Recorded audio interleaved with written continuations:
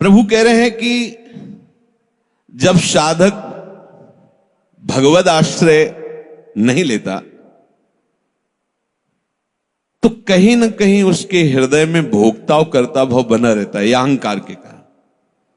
फिर वो विषयों का चिंतन करता है। बहुत ध्यान देने योग्य बात है। विषयों का भोग तो बाद की बात है, हमारी दुर्गति का प्रधान कारण विषय चिंतन है। इसीलिए भगवान ने कहा है कि जो मेरा चिंतन करता है निरंतर, उसके लिए मैं सुलभ हो जाता हूं। अनन्य चेता सततम यो माम स्मरत नित्य साहा तस्याहम सुलभा पार्थ। मैं उसके लिए सुलभ हो जाता हूं। अब यहां ध्यान देना है कि विषय क्रिया नहीं हुई, लेकिन केवल चिंतन आपके हृदय को बर्बाद कर देगा। इसलिए कहा गया कि एक क्षण भी भगवत चिंतन छूटा तो हानि हो गई। ऐसे संस्कार गलत अंदर डाल देगा, वो जलाते रहेंगे। मन जो है ना, ऐसी स्थिति पैदा कर देगा कि ये ज्ञान विज्ञान आपकी समझ में ही नहीं आएगा। ध्यायतु विषयान पुंसः, प्रभु का आश्रय ना लेने के कारण, प्रभु के परायण ना होने के कारण, निरंतर भगवत चिंतन ना होने के कारण जो अंतर होता है वो विषय चिंतन होता है। ध्यान देना,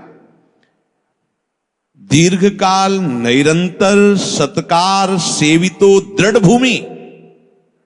जब दीर्घकाल तक निरंतर भगवत चिंतन का अभ्यास किया जाता है तो दृढ़ भूमि वो इतना पक्का हो जाता है कि फिर आप छोड़ना भी चाहो तो नहीं छोड़ सकते। जैसे विषयी पुरुष भले कहीं भागवतिक स्थान में भी बैठा हो पर वो अपना ही दृश्य देखेगा, अपना ही चिंतन करेगा। ऐसे भागवतिक पुरुष भले ही वो विषय प्रपंच में बैठा हो, लेकिन वो अपना ही दृश्य देखेगा, अपना ही चिंतन करेगा। तो जो भगवत परायण नहीं होते, प्रभु का निरंतर चिंतन नहीं करते, उनका विषय चिंतन ही होता है।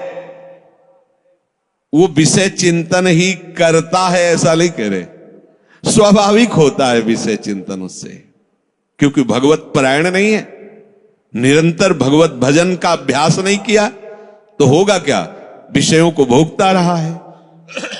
उसी कर्तृत्व भोक्तृत्व भाव का चिंतन होता रहता है। ये बहुत खतरनाक स्थिति, प्रायः इसी स्थिति में पूरा संसार है। बैठे बैठे बस वही चल रहा है, ये किया वो करूंगा, ऐसा बना लिया वैसा बना लूंगा, अब इतना ऐसा हो जाए फिर वैसा हो, और ये सब का सोचते सोचते काल आ गया, मृत्यु, शरीर छूटा। अब जो सोच रहा था, जो सोचा उसके परिणाम से दूसरी योनि मिली। बस यही चक्र चल रहा है। जब आपका विषय चिंतन चल रहा है, यदि नाम नहीं चल रहा तो खतरे में अपने को डाल रहे हो, और नाम चल रहा है तो तुम्हें परेशान होने की जरूरत नहीं, वो कुछ नहीं कर पाएगा, कुछ नहीं। ये बहुत बड़ा पहरेदार है, आपको गिरने नहीं देगा, उनकी एक भी संस्कार वृत्ति आपके हृदय में बनने नहीं देगा। अपने पास बहुत बड़ा पावर है नाम। इसीलिए तो जो इस राशि को समझ जाते हो बलिहारी होते हैं संतों की, गुरुदेव की, कि आपकी कृपा से वो चीज मिली। पायो जी पायो मैंने राम रतन धन पायो। ये नाम ऐसा महामहिम, भगवान को अधीन कर ले, मन की क्या बात है, मन अधीन हो ये क्या बात है। भगवान को अधीन सुमिर पवन सुत पावन नामू, अपने बस करी राखे रामू। जब भगवान को अधीन कर लेता है तो ये तो मन की तो बात जाने दो, इंद्रियों की बात जान। पर आप क्या करते हैं, जब विषय चिंतन कर रहे होते हैं तब आप नाम को छोड़ देते हैं। बस ये गलत बात हो गई, अब आप नहीं समझ सकते। और नाम चल रहा है तो याद रखो बिल्कुल कुछ नहीं बिगाड़ सकता है, कुछ भी चिंतन करता रहे, तुम परेशान मत होना। ये अपने आप आपके सामने शरणागत हो जाएगा, मन शरणागत हो जाएगा, अपने आप हो जाएगा। आप जैसा चाहोगे वैसे ही चलेगा। बस नाम न छोड़ना, नाम छोड़ दिया फिर ये बातों से बस में होने वाला नहीं है। बहुत ही ये दुर्जय शत्रु है, मन दुर्जय शत्रु है। नाम की कृपा से जब ये मित्र बन जाता है तो इससे बड़ा सुख देने वाला भी कोई नहीं होता, ये भी बात समझ लेना। और जब नाम नहीं चलता है, विषयों का चिंतन करता है, तो इससे बड़ा दुख देने वाला कोई दुश्मन नहीं है। ये सावधानी रखें कि विषय चिंतन ना होने पावे। अगर हो रहा है तो तटस्थ रहे, ना तो दुखी हो ना सुखी हो, और नाम ना छूटने पावे। जैसे दुश्मन आक्रमण करता है तो अपने बहुत सावधान हो जाते हैं, पर अपने क्या है, जब विषय चिंतन होता है तो असावधान हो जाते हैं, प्रभु को भूल गए और उसी में लग जाए। ये बिल्कुल खतरे की बात है। ध्यान देना, सत्संग जो है आपको सावधानी प्रदान करके भगवत प्राप्ति का मार्ग पुष्ट करता है।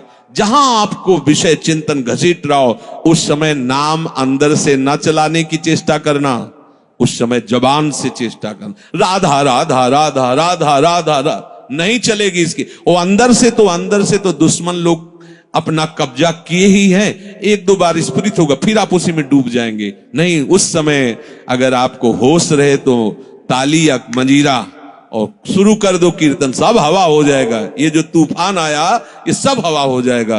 पर कोई बहादुर ही ऐसा कर सकता है, क्योंकि उस समय उसको मंजीरा और नाम नहीं ध्यान आएगा। उस समय वो पूरा का पूरा तन्मयता उसी मन के साथ किए रहता है।